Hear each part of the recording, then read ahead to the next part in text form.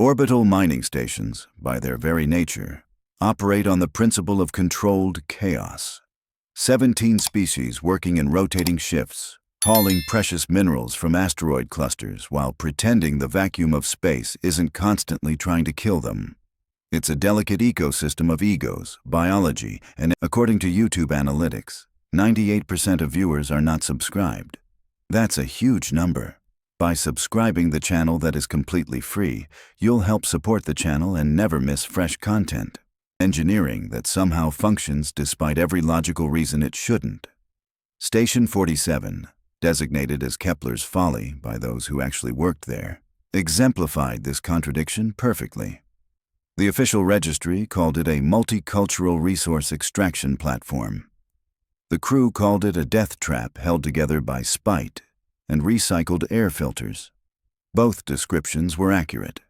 The station housed 237 beings, give or take whoever was currently in cryosleep or on leave. Yilthar insectoids handled the delicate sensor work with their 17 fingers. Bronthan heavy worlders managed the gravity-intense mining equipment. Quellan engineers, with their 3 hearts and excessive caution, maintained life support systems like their lives depended on it, which they absolutely did. And then there was the human. Humanity had joined the galactic community approximately 43 standard cycles ago, which meant they were still figuring out how things worked. Or more accurately, they were still figuring out which rules they could ignore without causing an interstellar incident. The ratio currently stood at concerning. The human engineer assigned to Kepler's Folly went by the designation of Chief Mechanical Systems Officer, a title that sounded impressive until you realized it meant she fixed whatever broke, which on this station was everything, constantly. She'd arrived 6 months prior with impeccable credentials, 3 degrees in fields nobody could pronounce, and the kind of reference letters that made hiring managers weep with joy. What those reference letters hadn't mentioned, because apparently humans considered it irrelevant, was her tendency toward creative problem-solving that made safety inspectors develop nervous tics. Krevenal, the station's administrator and a Quellan who'd survived 4 tours on frontier stations, prided himself on handling unusual situations. He'd negotiated with pirates, managed explosive decompression incidents, and once talked down a Bronthan having an existential crisis while hanging off an airlock. He considered himself unflappable. The human engineer flapped him considerably. It started on a routine maintenance shift, 3rd rotation, when Krevenal made his rounds through the engineering section. Standard procedure called for daily inspections, though mostly he just wanted to ensure nothing was actively exploding. He'd learned to set his expectations low regarding infrastructure stability. He found the human elbow deep in a plasma conduit junction, muttering what his translator interpreted as either technical specifications or creative profanity. Difficult to distinguish with humans. What caught his attention, however, wasn't her work. Krevenal had accepted that human engineering methods looked like controlled demolition, right up until everything suddenly worked better than before. No, what stopped him mid-stride was the small human cub strapped to her back. The translator in Krevenal's auditory implant made a sound like a dying computer trying to process a contradiction. His 3 hearts performed different rhythms. None of them coordinated. This couldn't be accurate. Surely his ocular organs were malfunctioning. The cub, roughly 1/10 the size of its parent, was secured in some kind of fabric harness arrangement. It appeared to be in a state of dormancy, its tiny head lolling against the human's shoulder blade while she recalibrated the plasma flow regulators. The juxtaposition was staggering. Here was an engineer performing delicate work on systems that could vaporize her instantly if mishandled, with an infant strapped to her spine like some kind of biological backpack. Krevenal's management training had covered approximately 317 emergency scenarios.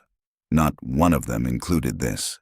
He opened his speaking orifice, closed it, opened it again. The human continued working, apparently unaware of or unconcerned by his presence. The cub emitted a small noise, somewhere between a squeak and a gurgle. The human reached back with one hand, patted the small head absently, and continued adjusting the plasma regulators with the other hand without looking. The administrative part of Krevnal's brain screamed that this violated approximately 47 safety protocols. The part that wanted to survive his shift whispered that the plasma conduit was running smoother than it had in 6 months, and perhaps this was a situation where observation trumped intervention. He chose retreat. Strategic withdrawal, really. In the station's common area, Krevnal encountered Thex, a Yilthar who served as head of operations. Thex was currently suspended from the ceiling, as his species preferred, consuming a nutrition pack through his feeding tendrils. "The human," Krevnal said without preamble. "In engineering." "Ah." Thex's compound eyes somehow managed to convey knowing discomfort, an impressive feat for a species without conventional facial expressions. "You've noticed?" "Noticed. There's a juvenile strapped to her back while she works on plasma systems." "Indeed. This is a safety violation of unprecedented magnitude." "Presumably." Krevnal's left heart did something complicated. "You're aware of this situation?" "We're all aware." Thex gestured vaguely with 3 limbs. "Have been for approximately 2 weeks." 2 weeks? Why wasn't I informed?" "You were informed. You signed off on her schedule modifications." Thex produced a datapad with Krevnal's own authorization stamp. "Request for flexible work hours to accommodate personal circumstances." "You approved it." Krevnal stared at the document. He remembered approving it. What he didn't remember was approving bringing offspring to an active industrial work site. Personal circumstances doesn't typically mean no one wants to be the one who addresses it. Thex interrupted. The human is performing exceptionally. Efficiency ratings are up 17% in her section. 0 safety incidents. The equipment actually functions now. "But there's a child." "We've noticed." "On her back." "Yes. While she works." "Correct." Krevnal felt the beginning of what humans called a headache, despite lacking the appropriate anatomy. This is insane. "Welcome to working with humans." Thex returned to his nutrition pack. "We've learned it's better not to ask questions we don't want answered." Over the following days, Krevnal observed what could only be described as a conspiracy of willful ignorance. The human showed up for her shifts, the cub strapped to her back in various configurations of that fabric harness. Sometimes facing forward, sometimes backward, occasionally sideways in a manner that looked physically improbable. The crew had developed an unspoken agreement to simply not acknowledge the situation. When the human squeezed into maintenance shafts barely large enough for one being, let alone 1 and a fraction beings, technicians would suddenly become fascinated by their own tasks. When she climbed the 40-meter ladder to access the station's upper radiator arrays, nearby workers would discover urgent business elsewhere. When the cub made noises during shift briefings, everyone's hearing organs mysteriously failed simultaneously. It was, Krevnal realized, possibly the most coordinated act of collective denial he'd witnessed in his entire career. The human, for her part, worked with a kind of focused intensity that made seasoned engineers nervous. She'd rewired the secondary power grid in half the projected time. She'd fixed the recycling system that 3 specialists had declared irreparable. She'd improved the mining equipment's efficiency to the point where corporate actually sent a congratulatory message, which hadn't happened in anyone's memory. And she did it all with a small human strapped to her back, occasionally making burbling sounds. MX Trall, a Bronthan dock worker built like an armored transport, approached Krevnal in the commissary. "Question about the human."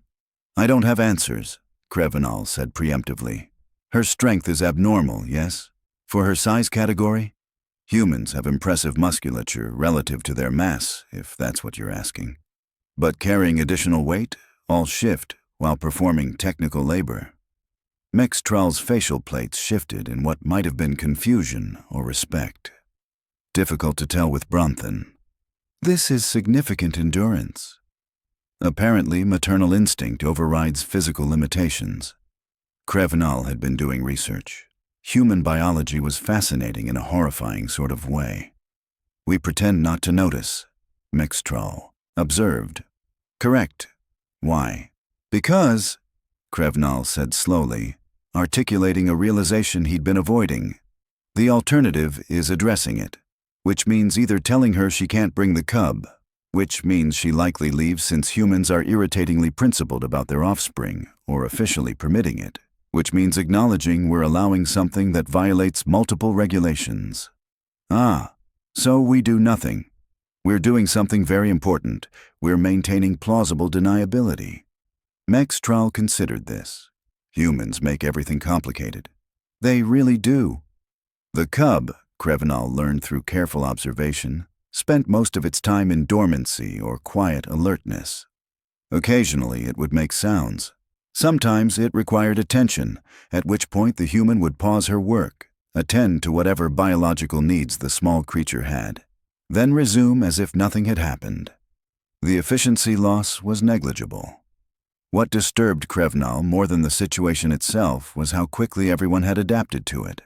The human would be recalibrating sensors with an infant on her back, and technicians would discuss plasma compression ratios as if this was completely normal. Because on some level, for this crew, it had become normal. Humans had been in the galactic community for 4 decades, and they were still teaching everyone uncomfortable lessons about adaptation. The real question, Krevnal thought as he watched the human engineer crawl into a Jeffries tube with her cub secured in that impossible harness, wasn't whether this situation was sustainable. It was whether the rest of them were going to survive having humans as colleagues. The outlook, he decided, was uncertain at best. The station's regulation manual, all 743 pages of it, contained extensive provisions about workplace safety. Section 12, subsection 47 specifically addressed dependent life forms in industrial environments. The ruling was unambiguous, absolutely prohibited. Krevnal stared at this section for approximately 20 minutes, then closed the manual and filed it under Problems for Future Krevnal. The issue was that regulations assumed rational, predictable scenarios. They didn't account for humans, who treated rules as interesting suggestions rather than absolute mandates. More problematically, they didn't account for situations where breaking regulations somehow produced better outcomes than following them. The humans section ran like a precision instrument. Equipment failures had dropped 42%. Response times improved. The other engineers, initially skeptical of human methods, now actively requested her consultation on difficult problems. She'd become indispensable, which was irritating because indispensable employees had leverage. Dr. Yilvax, the station's medical officer and the only Quellan who actually enjoyed confrontation, cornered Krevnal outside the medical bay. "We need to discuss the human situation," the doctor announced. "No, we don't. There's an infant on this station, in active work zones. This creates liability." "The infant appears healthy," Krevnal observed, which wasn't technically addressing the concern but might redirect the conversation. "That's not the point. What if there's an accident? What if the cub is injured? The legal ramifications alone. Are you volunteering to tell her she can't bring her offspring?" Dr. Yilvax's medical training apparently hadn't prepared them for this counterattack. "That's administrative responsibility. And my administrative judgment is that our most productive engineer is maintaining perfect safety records while managing personal circumstances in an unorthodox manner. I see no reason to intervene." "You mean you're afraid to intervene?" "Those statements aren't mutually exclusive." The doctor made a sound indicating frustration. "This sets a precedent. What if other crew members start bringing their offspring? Most species have actual child care infrastructure. Humans apparently prefer the strapping-to-back method." Krevnal had researched this. Humans had been carrying their young this way for thousands of cycles. It was traditional. Humans were aggressively traditional about the strangest things. It's still inappropriate for a workplace environment. Then file a formal complaint. Put it in writing. Make it official. Krevnal waited. No, I thought not. Because that was the beautiful irony of the situation. Nobody wanted their name attached to the complaint that potentially drove away their best engineer. The conspiracy of silence wasn't just about avoiding confrontation. It was about collective self-interest disguised as polite ignorance. The human continued her work with methodical efficiency. She'd developed a reputation for solving impossible problems, usually through approaches that made traditionalists uncomfortable. Last week, she'd repaired the docking mechanism by, according to witnesses, hitting it with a wrench in exactly the right spot. The mechanism now functioned better than factory specifications. Her cub, meanwhile, observed station operations with the blank fascination of all infant creatures. Sometimes it would make sounds. The human would respond in her language, which the translators rendered as affectionate gibberish. Then she'd return to recalibrating whatever system she was currently improving. Thex approached Krevnal during third shift, when the station hummed with reduced crew. Corporate sent an inquiry. About? Efficiency improvements. They want to know what changes we implemented. Krevnal felt his primary heart skip. What did you tell them? That we hired an excellent human engineer. They want to send her to other stations as a consultant. Absolutely not. That's what I said. Told them she was too essential to our operations. Thex's mandibles clicked in what might have been amusement. They approved a pay increase for her instead. 20%. She's going to negotiate for more. Probably. Humans are distressingly good at leveraging their value. The cub chose that moment to make a loud noise somewhere in the station, probably because the human was working nearby. Everyone in the command center suddenly became very interested in their displays. We're all complicit in this absurdity, Krevnal muttered. Yes, Thex agreed. But the plasma conduits are running at optimal efficiency for the first time in 3 years, and we haven't had a critical system failure in 2 months. Sometimes absurdity produces results. That was the crux of it. Results. The human delivered results while carrying an additional being on her back. She made the impossible look routine, the dangerous look manageable, and the completely inappropriate look somehow functional. The galaxy ran on regulations and protocols because most species needed structure to function effectively. Humans, apparently, needed challenge and chaos. Give them proper procedures and they'd perform adequately. Give them impossible circumstances and they'd thrive out of pure spite. Krevnal watched the human through the observation window, currently suspended upside down in a maintenance shaft. Cub secured to her front this time, adjusting the gravity compensators with one hand while preventing the small creature from grabbing tools with the other. Protocol said this shouldn't work. Reality, as usual when humans were involved, disagreed. We're still pretending not to notice, correct? Thex asked. Absolutely, Krevnal confirmed. It's working magnificently. The alarm that woke Krevnal from his rest cycle was the kind that made experienced station personnel immediately calculate survival odds.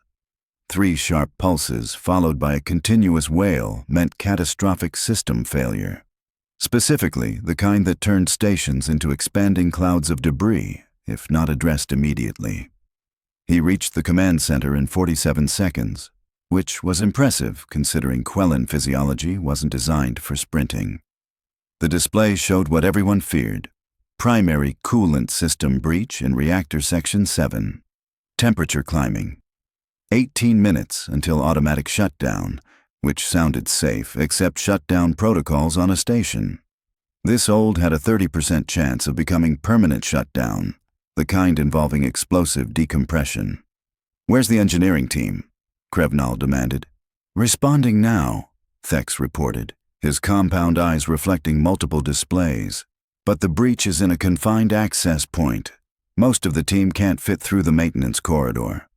Of course, because this station was assembled by the lowest bidder who'd apparently never heard of accessibility standards. The human arrived at command center 7 minutes into the crisis, moving at a pace that suggested urgency without quite qualifying as panic.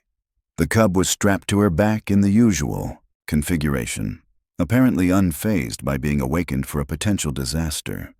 It blinked at the flashing emergency lights with drowsy curiosity. Reactor 7, she asked, already reading the displays. Coolant breach. Access corridor is 0.7 meters wide. She processed this for exactly 2 seconds. I can fit. The radiation levels are within human tolerance for short exposure. Where's the emergency kit? Mextral appeared carrying equipment that weighed more than most species' body mass. The human accepted it without visible strain, adjusting the cub's position slightly. Krevenal's brain performed calculations it didn't want to complete. She was about to crawl through a confined radioactive corridor with an infant strapped to her spine. "This is inadvisable," he said, which won the award for understatement of the cycle. "Noted." She was already moving toward the access hatch.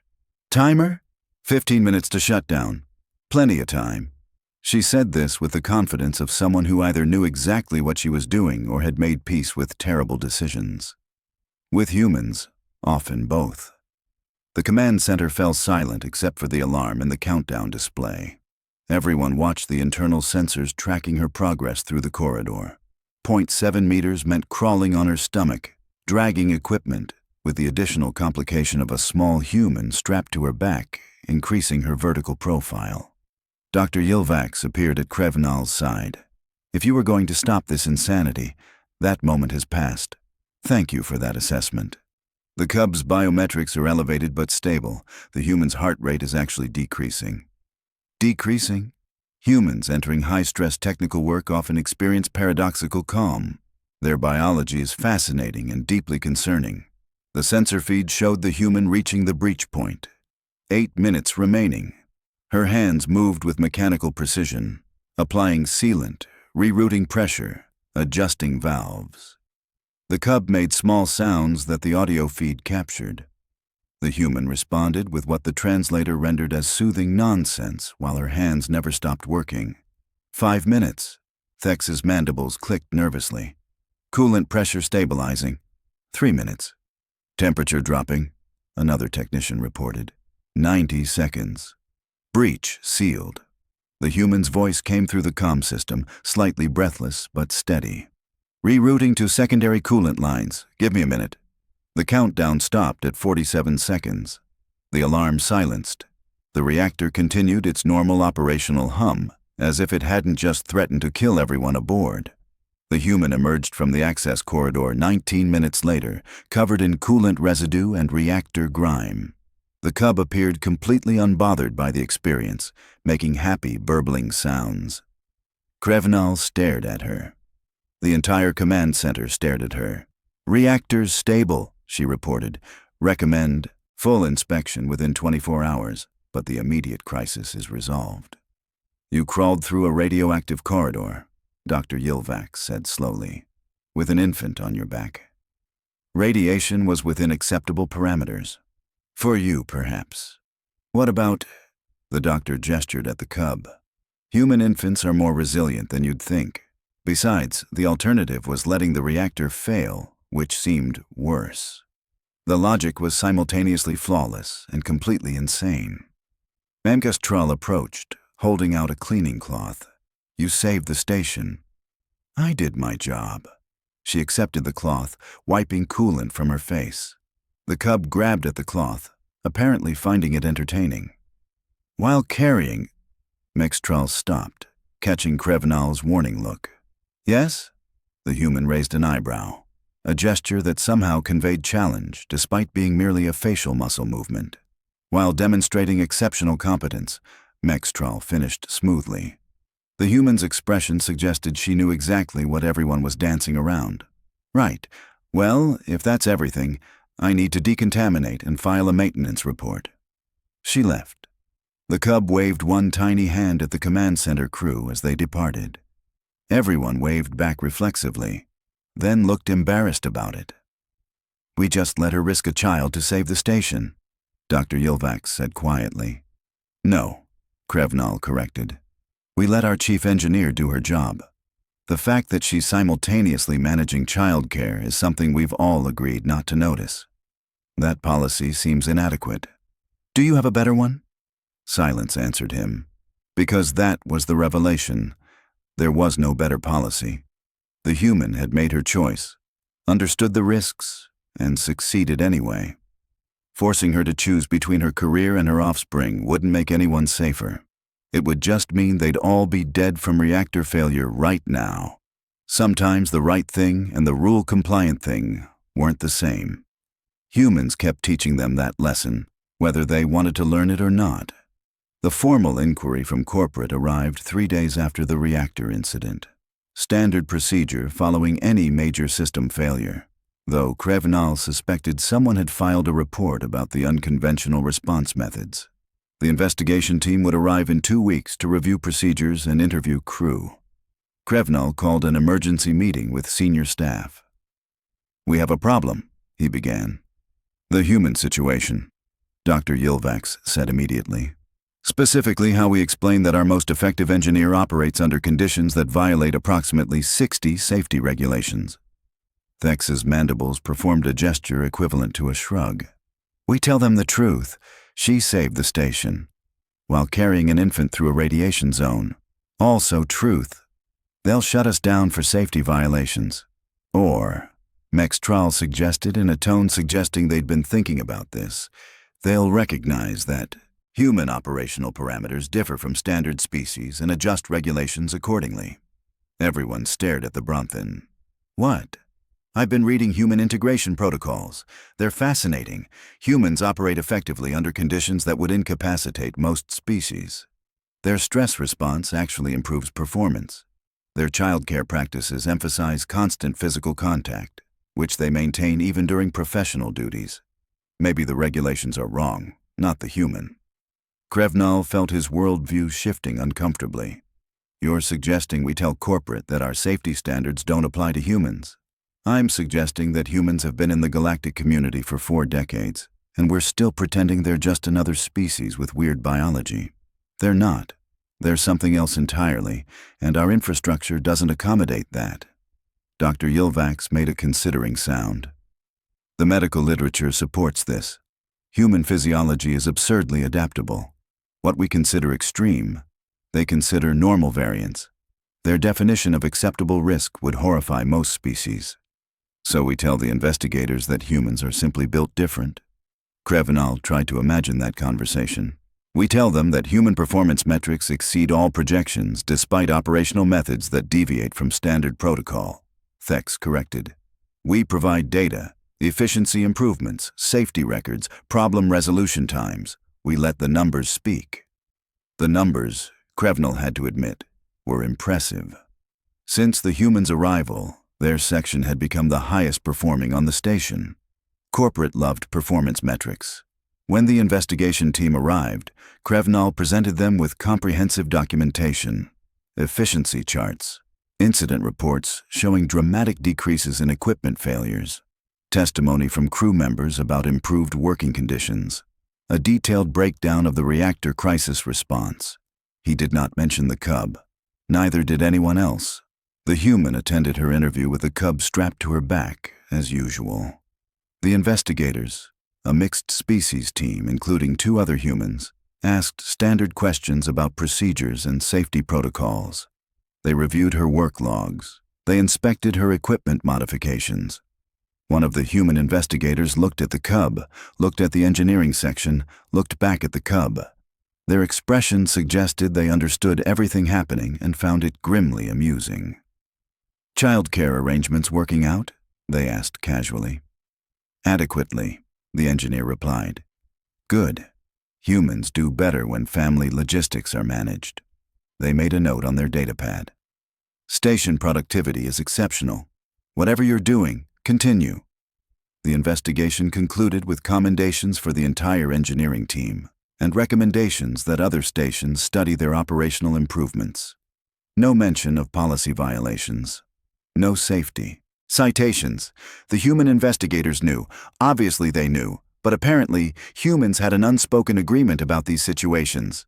Don't ask, don't document, don't interfere with what's working. 2 months later, corporate issued updated guidelines for human personnel. Section 12, subsection 47, received an addendum.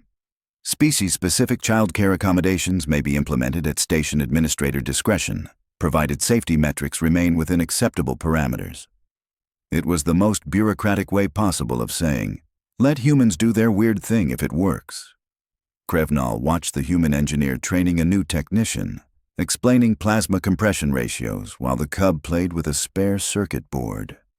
The technician, a young Yilthar on their first assignment, asked the question everyone had been avoiding. "Why do you bring your offspring to work?" The human looked surprised anyone had finally asked directly. "Because childcare facilities can't accommodate my shift schedule. Family support is 3-star systems away, and leaving an infant alone isn't an option. So I adapted. But the regulations are written by people who've never had to choose between career and family. Humans don't accept that choice. We find alternatives. Even dangerous alternatives, especially those." The human smiled. "Risk assessment is subjective. What you consider dangerous, I consider manageable. That's not arrogance, it's different baseline assumptions about acceptable conditions." The technician absorbed this. "And everyone just pretends not to notice?" "Everyone pretends not to notice because it makes them comfortable, but we all know the truth." She adjusted the cub's position, returning to her explanation. "Now, about these compression ratios." Krevnal retreated to his office, considering the past months. They'd been operating under collective fiction, pretending the situation was normal while knowing it absolutely wasn't.